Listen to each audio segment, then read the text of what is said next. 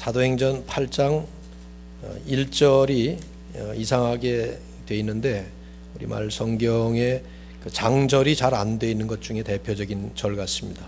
그러나 사울은서부터 우리 함께 읽도록 하죠. 8장 1절부터 3절 다 같이 읽겠습니다. 시작. 사울은 그가 죽임당함을 마땅히 여기더라. 그날에 예루살렘에 있는 교회에 큰 박해가 있어 사도 외에는 다 유대와 사마리아 모든 땅으로 흩어지니라. 경건한 사람들이 스데반을 장사하고 위하여 크게 울더라. 사울이 교회를 잔멸할새 각 집에 들어가 남녀를 끌어다가 옥에 넘기니라. 아멘. 2011년 4월 4일 서울 여의도 교인수 50만 명으로 세계 최대 규모의 교회로 성장한 이 교회의 수요 찬양 예배가 한참 진행되고 있었습니다. 갑자기 예배당 왼쪽 유리창이 깨지면서 돌멩이가 날아 들어왔습니다. 그리고 연달아 오른쪽의 유리창들이 또 깨져나갔어요. 놀란 안내위원들이 뛰쳐나가려고 할 때 이번엔 닫혔던 현관문이 요란하게 부서지면서 수십 명의 젊은 청년들이 들이닥쳤습니다. 강목과 몽둥이와 칼을 들고 등장한 살기등등한 이 사람들은 분명히 조직 폭력배들이었습니다. 상스러운 욕설을 퍼부으면서 그들은 닥치는 대로 몽둥이와 칼을 휘두르기 시작했어요. 안내위원 한 사람이 머리를 맞고 쓰러졌습니다. 말리려는 또 한 사람의 어깨를 내리쳤어요. 순식간에 5명이 바닥에 쓰러졌고 예배당은 아수라장으로 변해버리고 말았습니다. 예배를 보던 교인들은 영문을 모르는 채 벌벌 떨고 있었어요. 그때 말쑥한 정장 차림의 젊은 청년들 수십 명이 부서진 문을 짓밟고 교회 안으로 들어왔습니다. 모두가 권총을 허리에 차고 있었고 얼른 보기에도 이들은 기관원들처럼 보였습니다. 그 중에 제일 가운데에 젊고 키 큰 청년 한 사람이 천장을 향해 총을 쏘아댔습니다. 그러자 폭도들은 강단 위로 뛰어올라서 강대상을 엎어버리고 십자가를 떼내서 내동댕이를 치고 유리창과 장식들을 닥치는 대로 몽둥이로 다 부셔버렸습니다. 그리고 나서 그 중에 하나가 공포에 떠는 교인들을 향해서 호통을 쳤습니다. 모두 다 밖으로 나가라고. 밖에는 이미 수십 대의 버스들이 대기하고 있었습니다. 버스에 잡혀 실려가면서 뒷창문으로 돌아보니까 교회 정문은 굳게 닫혀지고 그 위에 X자형으로 큰 판자가 못 박혀지고 있었습니다. 이 이야기는 아마 여러분들이 모두 다 처음 듣는 이야기일 겁니다. 왜냐하면 제가 만든 이야기이기 때문입니다. 본문의 상황을 조금 더 쉽게 공감할 수 있도록 현대판으로 각색해 본 거예요. 그러나 이 본문 당시의 충격적인 상황은 조금 더 과장하지 않고 오히려 제 이야기보다 훨씬 더 충격적인 상황이었을 거라고 생각합니다. 예루살렘 교회에 어느 날 갑자기 사건이 터졌어요. 전혀 예기치 않던 갑작스러운 사건이었습니다. 영적 부흥과 폭발적인 성장을 거듭해가면서 넘치는 감격과 기쁨 속에 모이면 예배드리고 흩어지면 전도하던 예루살렘 교회, 어느 날 청천하늘의 돌풍처럼 예상치 못한 무서운 사건이 터진 겁니다. 스데반이 무참하게 살해된 것입니다. 성령 충만했던 사람이었어요. 그래서 다른 사람들과는 달리 교회에서 자기에게 맡겨졌던 구제 행정 사역뿐만 아니라 나가서 능력 있게 복음을 전했고 심지어 사도들처럼 거의 유일하게 평신도로서는 이적까지 일으켰던 스데반이었어요. 그런데 어느 날 폭도들에게 맞아 죽은 것입니다.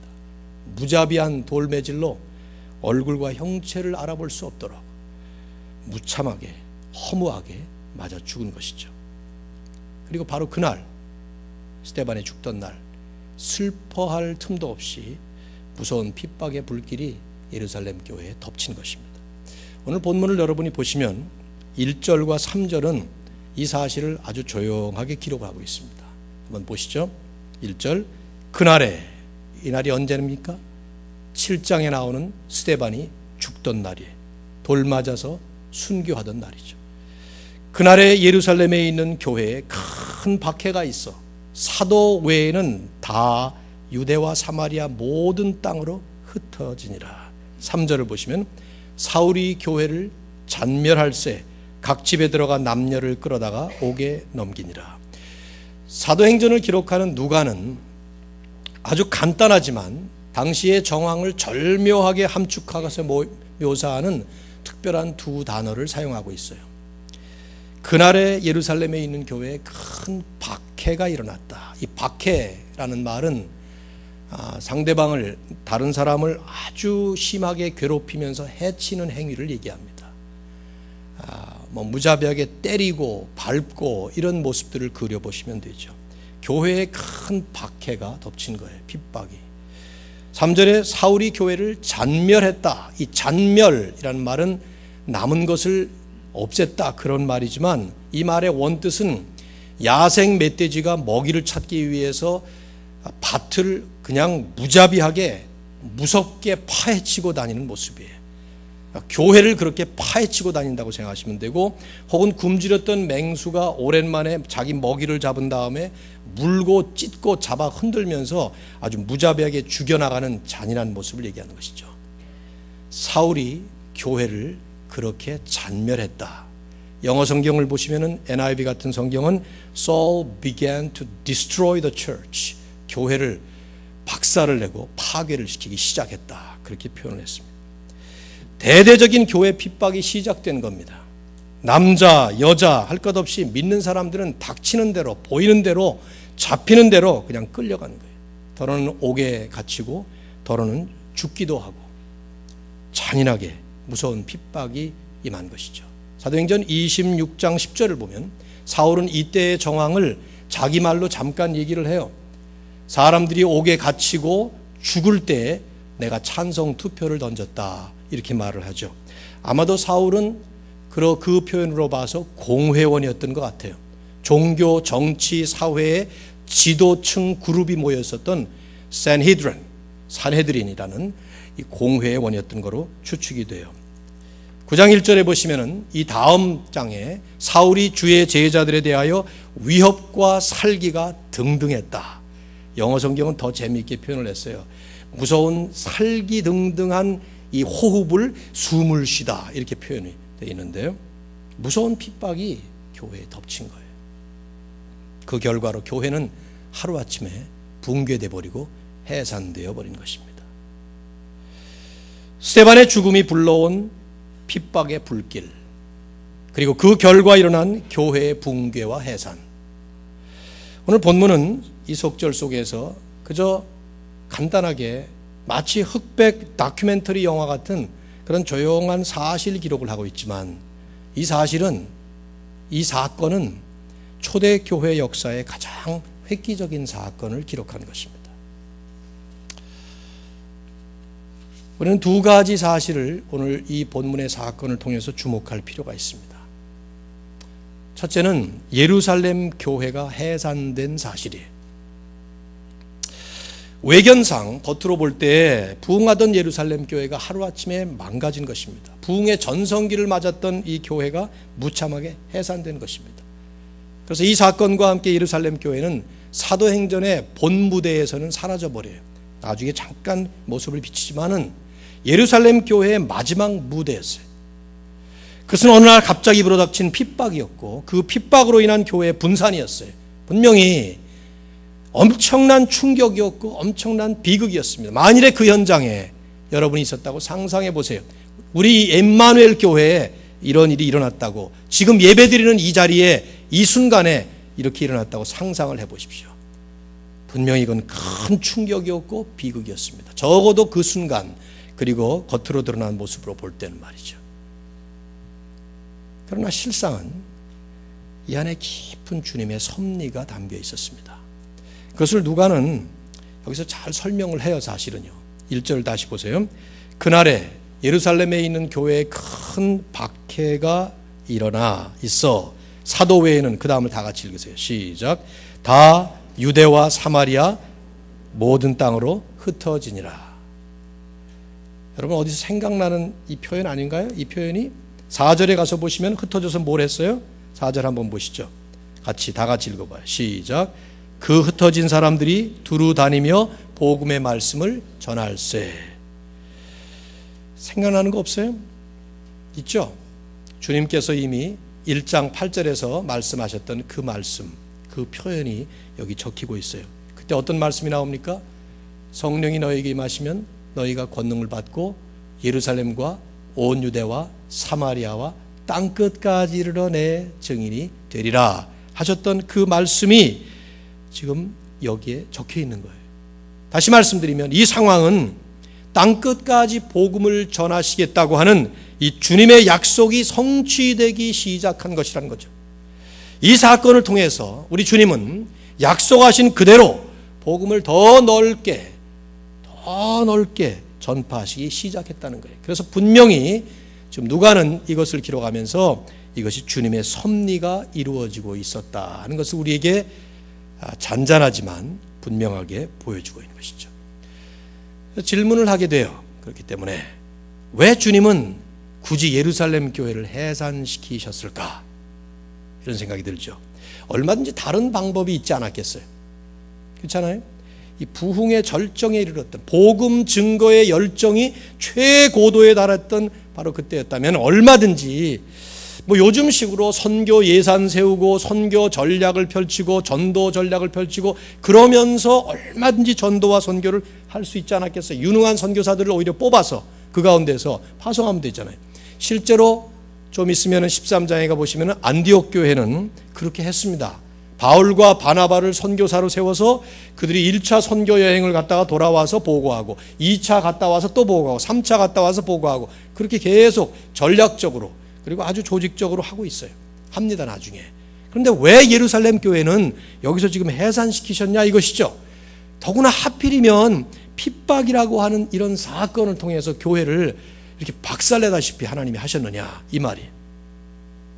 거기에는 답이 있습니다. 그것이 최선이었기 때문에. 다시 말씀드리면 주님은 가장 많은 사람들을 한꺼번에 내보내기를 원하셨던 거예요. 그래서 핍박이라는 특별한 방법을 사용하신 것이죠. 가장 많은 사람들을 단 한 번에 내보낼 수 있는 가장 좋은 방법, 그것은 이들이 이 자리에 남아있을 수 없을 만한 무서운 핍박을 보내서 허락해서 그래서 그들을 예루살렘에 남아있을 수 없도록 다른 데로 가고 싶지 않아도 다 흩어진 거예요. 전부 다. 몇몇 선교사만 파송되고 나머지는 대부분 남아있는, 선교사 한 명당 대략 한 100명 정도의 성도만 하더라도 선교사 파송 잘 되는 거거든요. 요새는 500명 교회에 5가정이 파송되면 선교 파송 잘하는 겁니다. 그런데 여기는 그게 아니라 오히려 한 명이 남고 100명이 나가고 한 명이 남고 1000명이 나가는 그런 식이 돼버린 거죠. 왜 사도들만 남았느냐 하는 질문을 할 수도 있어요. 성경 보면서 쓸데없는 질문을 사실은 할 필요가 없는데, 그런데 자꾸 질문이 생기죠. 자꾸 성경 보다 보면 본문이 밝히고 있지 않기 때문에 이유를 정확히는 알 수가 없어요. 아마 그냥 상식적으로 생각해 볼 때 예루살렘 교회를 순교로 지켜야 되겠다 이런 각오를 하고 사도들만 남았는지도 모르죠. 그러나 여러분이 오해하시지 말아야 될 거는 예루살렘 교회는 우리처럼 이렇게 한 건물에 모인 데가 아닙니다. 그러니까 뭘 지킨다는 게 의미가 별로 없어요.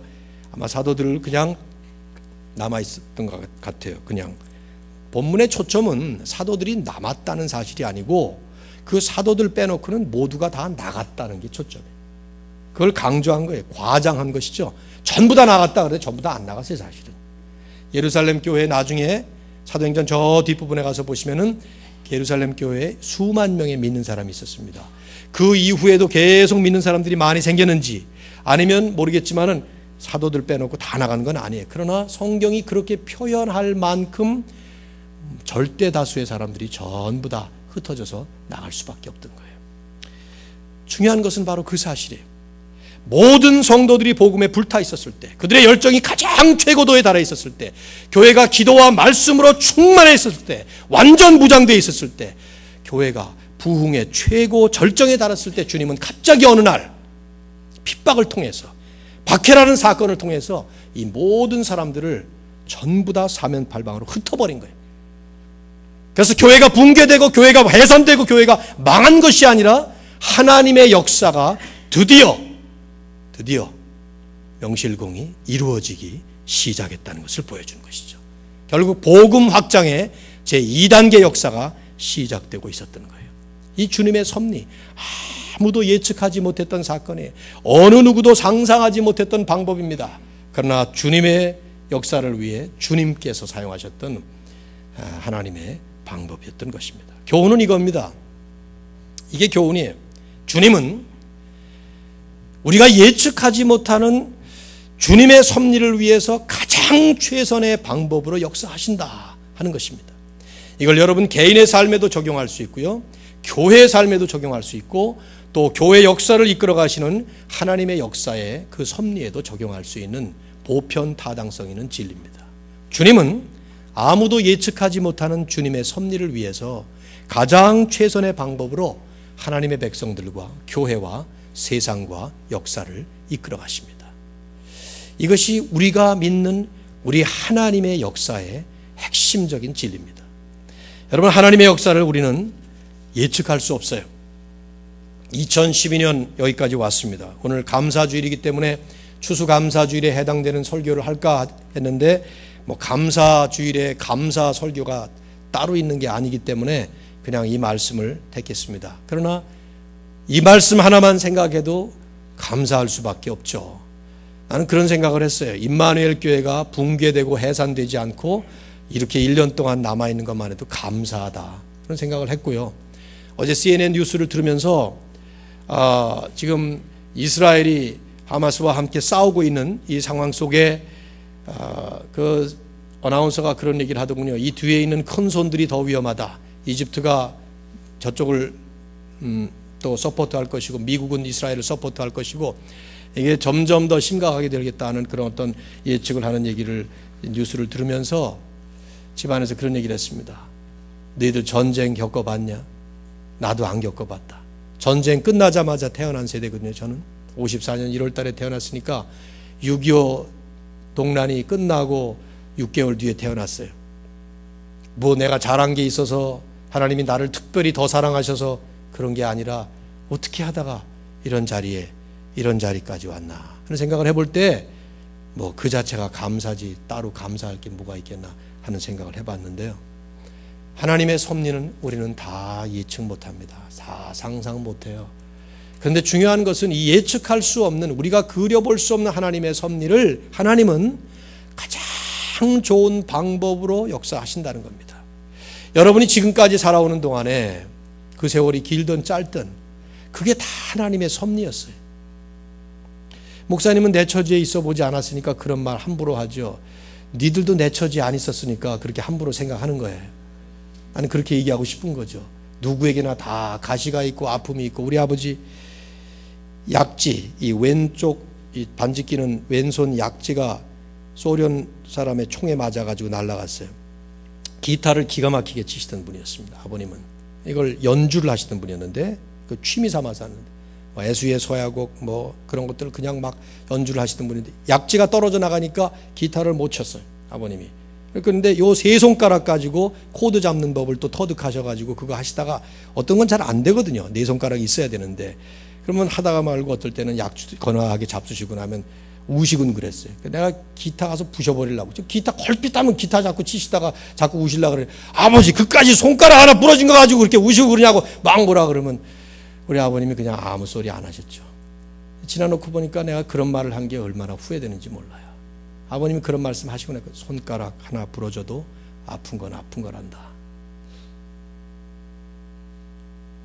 손 전체가 나가도 아프지만 손가락 하나가 나가도 아픈 것이고, 아니 손가락에 가시 하나가 박혀도 아픈 거죠. 자기 고난은 크고 남의 고난은 아무것도 아닌 것처럼 생각하는 것이 또라이들인데, 우리가 다 또라이 성격들이 있어요. 그러니까 내 거는 대단히 어려운 것 같아. 작년 한 해 동안 나는 너무나 엄청나게 어려움을 겪었다. 웃기고 있네. 그보다 훨씬 더 어려움을 겪는 사람 세상에 쌓이고 쌓여 있어요. 여러분이 지금 이스라엘 현장에, 난 어제 그 뉴스에서 어린 아기를 안고 막 뛰는 어떤 사람의 모습을 보면서 그 아기가 다친 것 같더라고요. 내가 우리 손녀딸을 안고 저렇게 뛰지 않는 것이, 이런 생각이 들었습니다. 한 해를 돌아보면서 얼마나 감사한가.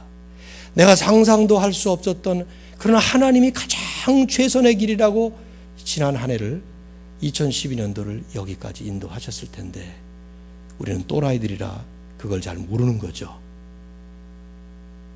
그래서 남의 것은 커 보이고 나는 작아 보이고, 남의 어려움은 작아 보이고 내 어려움은 커 보이고 하는 이런 어리석은 생각을 하는 살지만, 신앙의 눈으로 우리가 말씀을 보고 신앙의 눈으로 우리 삶을 돌아보면 감사투성이에요. 여러분이 지금 이 자리에 앉아 있는 것만 해도 이게 얼마나 감사한 일인지 몰라요. 혹시 여러분이 두고 온 한국의 가정들, 그 안에 혹은 부모님들, 형제들 가운데 어려움이 있습니까? 그래요. 그 어려움을 다 누가 이해를 하고 누가 느낄 수가 있겠습니까? 그러나 우리 하나님은 아시고, 하나님은 그 길이 최선의 길이기 때문에 여기까지 인도하신 것입니다. 예루살렘 교회가 박살이 나서 흩어질 때, 흩어진 사람들이 어디까지 흩어졌습니까? 뭐 잠깐 필라델피아 살다가 뭐 저기 랜스데일로 흩어졌습니까? 이 사람들 보면은요, 11장에 가서 보시면 저 수백 마일 바깥까지 흩어졌어. 도망가서 거기까지 가버린 거예요. 애들을 끌고 갔는지, 재산을 가지고 갔는지, 뭐 금방 돈을 챙겨서 나가는지 모르겠습니다. 아무렴 그랬겠습니까? 어떤 사람은 이산 가족이 된 사람도 있었을 것이고, 어떤 사람들은 어린 젖먹이를 등에 업고 달려갔을 수도 있고, 그러나 오직 신앙 하나만을 위해서 흩어졌을 때, 마치 퓨리탄들이 그 신앙 때문에 메이플라워를 타고 이 신대륙을 향해서 왔을 때 수없이 많은 사람들이 그 해에 죽었죠. 그래서 추수감사절이라는 게 생긴 거 아니에요? 감사하다고? 우리는 상상할 수 없어요. 우리 교회가 풍비박산이 돼서 흩어진다, 이런 핍박을 받아서, 그럴 때에도 우리는 잘 준비가 돼 있는가, 이런 생각을 해봅니다. 여러분이 유학생을 하면서 또 공부를 하면서 참 등록금을 낼 수 없는 형편이 됐다든가, 혹은 집안에 무슨 사정이 생겼다든가, 혹은 지난 4년 동안도 몸이 아파서 한국에서 장학금을 받으면서 박사학위를 따기 위해서 왔던 형제가 돌아갈 때 마음이 참 아프더라고요. 아직까지도 돌아오지 못하는 걸 볼 때. 그러나 그럴 때에도 하나님은 최선의 방법으로 나를 인도하시고 가장 최선으로 내 인생을 지켜주신다 하는 것을 믿으실 수 있기를 바랍니다. 우리에게 하나님은 개인적으로도 그렇게 역사하시지만 시대적으로도 그렇게 역사하십니다. 저는 생각하면 생각할수록 우리가 너무 좋은 시대에 살고 있어요. 너무 좋은 시대에 살고 있어요. 지난주에 오셨던 유흥렬 목사님, 제 외대 영어과 12년 후배더라고요. 그래서 앉아가지고 얘기하면서 옛날 저는 나는 대학을 다닐 때 맨날 데모만 해가지고 10월 유신 박정희 때려 죽여라 뭐 이러면서 데모만 하던 생각. 근데 목사님은 그래도 공부 열심히 하셨더라고 보니까. 예. 저는 데모를 열심히 했는데, 그런 세월 지나면서 여러분이 지금 이렇게 미국까지 와서 공부하면서 좋은 대학 다니고, 부모님들이 그래도 여러분 공부시킬 만해서 어쨌든 건강도 감사한 줄 아십시오. 정말 감사한 줄 알고 열심히 공부하고 농땡이 피우지 말고 제발 좀. 이게 하나님께서 우리 삶을 인도하실 때 축복도 복이지만, 좋은 평탄한 길도 복이지만 고난도 복이라는 것을 알 수 있는 믿음의 수준이 있어야 합니다. 고난, 어려운 일을 당할 때에도. 시대적으로 보면 우리는 정말 너무나도 감사한 때 삽니다. 하나님은 우리에게 왜 이런 좋은 시대를 주셨을까 하는 질문을 해보셔야 합니다. 왜냐하면 우리의 선배들이 엄청나게 어려움을 겪는 그런 과거를 겪었기 때문에 우리는 이 자리에 온 것이거든요. 하나님께서 인도하시는 하나님의 길. 1949년 중국이 공산화될 때 1865년에 허드슨 테일러가 세웠던 중국 내지 선교회 China Inland Mission이라고, CIM, 지금 OMF의 전신이죠. 그 중국 내지 선교회 637명의 선교사들은 어쩔 수 없이 모두 다 중국에서 쫓겨나야만 했습니다. 84년 동안 피땀 흘려서 세웠던 이 선교의 이 사역이 하루아침에 무너지는 순간이었어요. 물론 슬픔이었고 불행처럼 보였습니다. 그러나 그들 중에 286명의 선교사님들은 4년이 못 되어서 동남아시아와 일본으로 재배치가 되었고, 그래서 중국에서 동남아시아까지 퍼지게 됐고, 그들이 심어놓았던 복음의 씨앗을 받았던 중국 본토 교인들이, 지하 교인들이 일어나면서 심한 박해, 심각한 정말 무서운 공산주의 그 박해, 모택동 밑에서 박해 속에서도 일어나서 지금 중국은 허드슨 테일러 때에 믿었던 사람들, 이게 비교도 할 몇백, 몇천, 몇만 배로 일어났는지 몰라요. 중국의 교인들 숫자를 셀 수가 없어요. 전 세계에서 가장 많은 교인들을 가지고 있는 게 중국 지하교회이고, 그리고 가장 열정적으로 신앙생활하는 사람들이 바로 중국 교인들입니다. 허드슨 테일러가 쫓겨날 때 이걸 상상이나 했겠어요?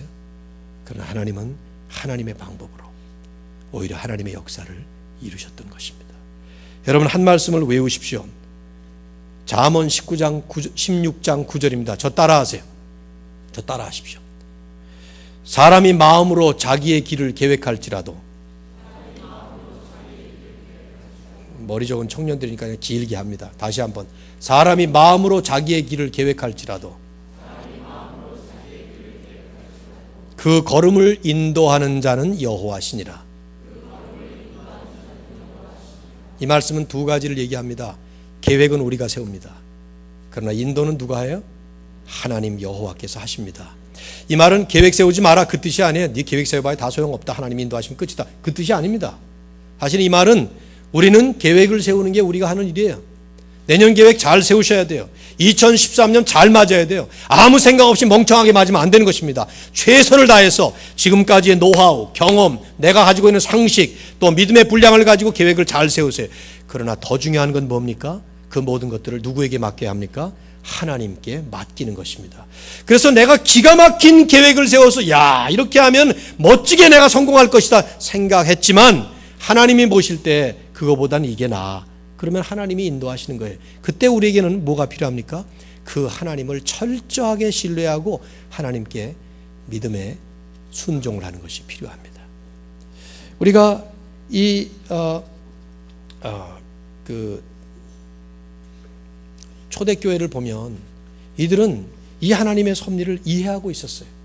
그래서 놀라지 않은 겁니다. 놀라지 않은 것뿐만 아니라 가는 곳마다 흩어져서 복음을 전했던 것이 이거 하나님의 뜻이다. 그랬기 때문에 한 것입니다. 저는 하나님의 뜻이라고 생각하면서 6년 동안, 중고등학교 6년 동안 주일날이면 주일 성수하느라고 공부 안 했어요. 열심히 다른 날 공부했죠. 그래서 뭐 어떤 대학을 갈만 했어요. 어떤 대학이라고 말하고 싶진 않은데 어떤 대학을 갈만 했어요. 근데 떨어지면서 도대체 뭐 이런 하나님이 다 계신가? 내가 이렇게 열심히 하나님을 섬겼는데, 그런 생각이 들었죠. 어려움을 겪으면 그동안 잘 믿던 하나님도 버리기 마련이에요.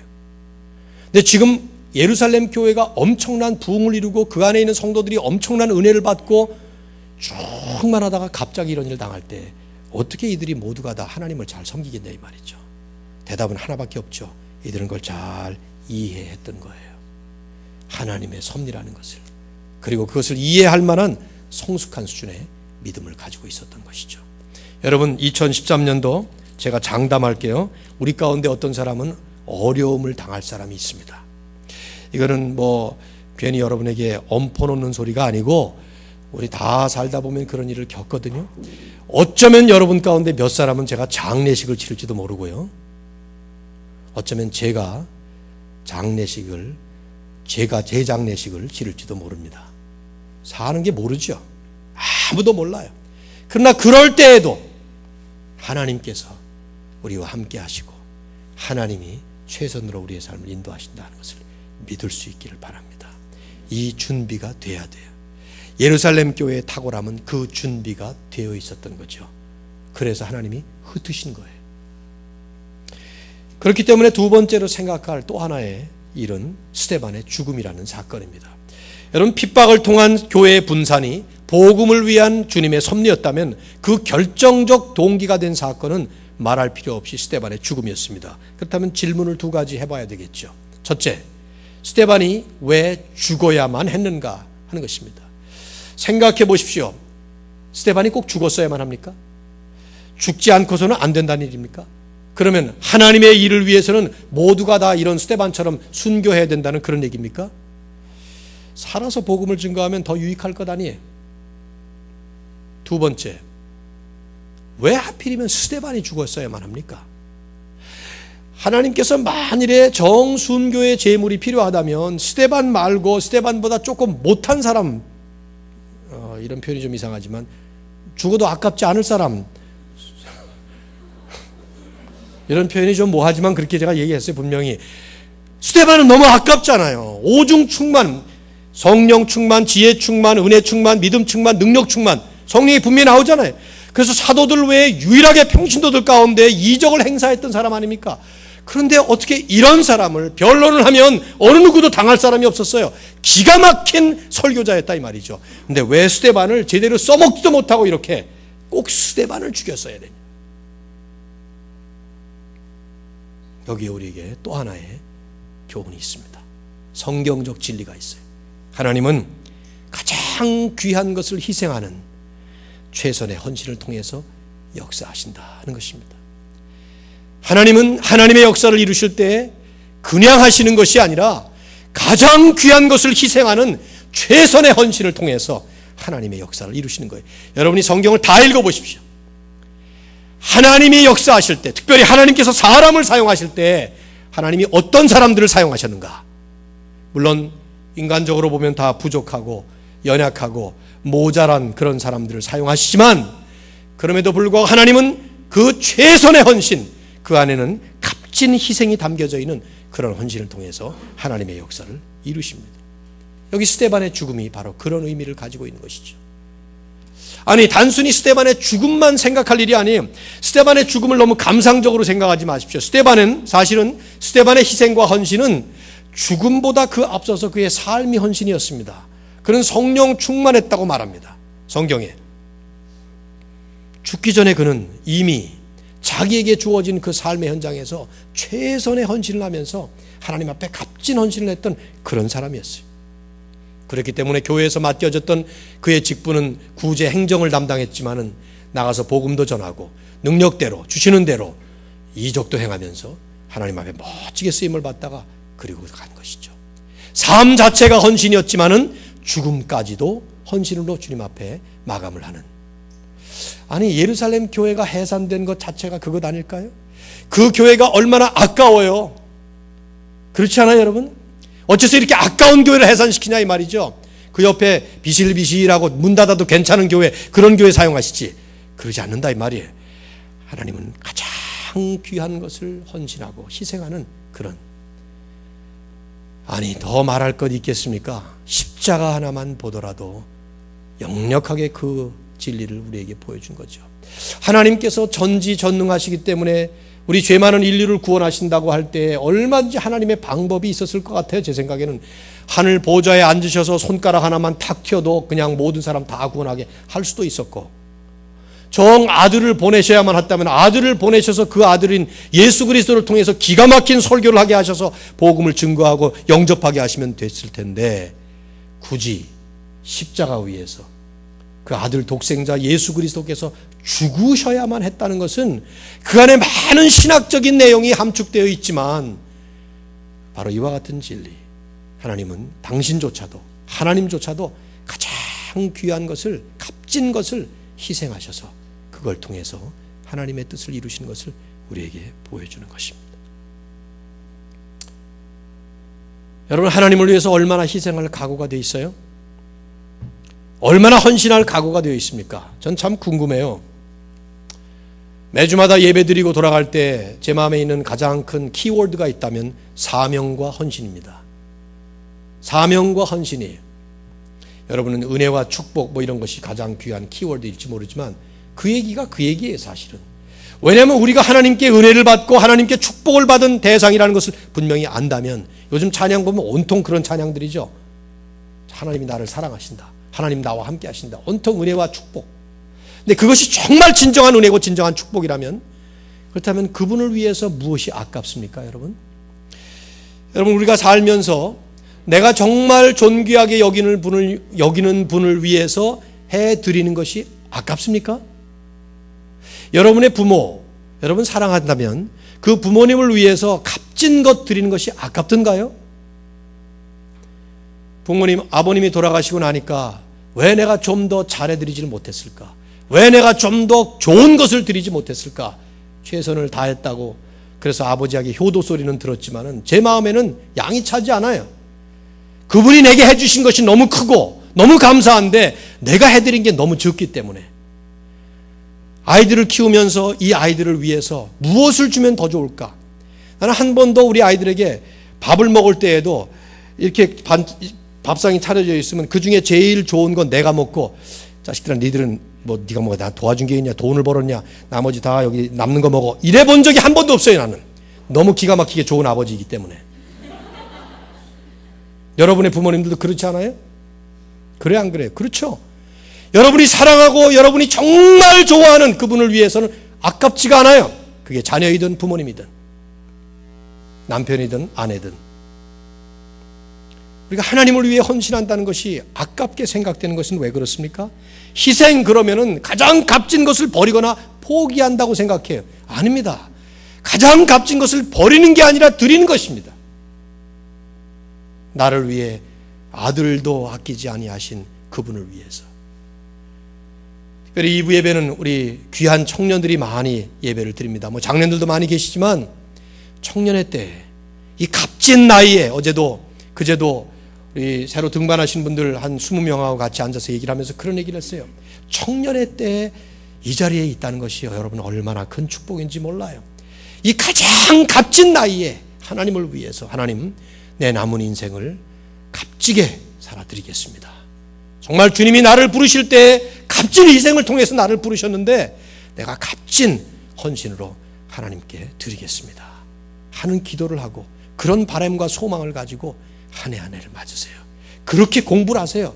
그러면 정말 안 되던 것도 잘 되고 하나님이 풀어주시고 인도하실 겁니다. 우리 하나님 앞에 이런 헌신을 할 수 있기를 주님의 이름으로 축원합니다. 스데반의 헌신은 어떻게 보면 참담한 모습처럼 보였어요. 설교 한 번을 하고 죽는 것처럼 보입니다. 그 설교조차도 듣는 모든 사람들이 호응하고 박수 쳐준 것이 아니라 듣는 사람들이 전부 다 폭도로 변해서 그 사람들에게 설교하고 얻어맞은 거예요. 내가 생각해보면 내가 입만을 껴서 설교하고 교인들한테 얻어맞았다. 얼마나 참담해요? 얼마나 불쌍합니까? 그러나 성경은 스데반을 불쌍하게 보지 않습니다. 왜냐하면 하나님 앞에 값진 헌신이었기 때문에. 때때로 하나님을 위해서 헌신하고 살아가다가 보면 이런 생각이 들 때가 있어요. 내가 고작 받는 것이 이것인가? 돌아오는 리턴이 이것밖에 없는가? 고작 사람들이 반응이 이것밖에 없는가? 이런 생각이 들 수 있어요. 그러나 우리의 유일한 청중은 누구십니까? 오스키네스가 Audience of One이라고 표현했던 유일한 청중, 한 분의 청중, 그분은 바로 하나님이세요. 스데반은 그분을 바라보면서 열린 하늘 아래서 그분을 향해서 마지막까지 달려갔던 것이죠. 오늘 우리의 삶 속에 이러한 하나님의 역사가 계속될 텐데 주님 앞에 진정한 값진 헌신을 통해 하나님 앞에 멋진 삶을 살 수 있는 저와 여러분이 될 수 있기를 주의 이름으로 축원합니다. 우리 한번 기도합시다.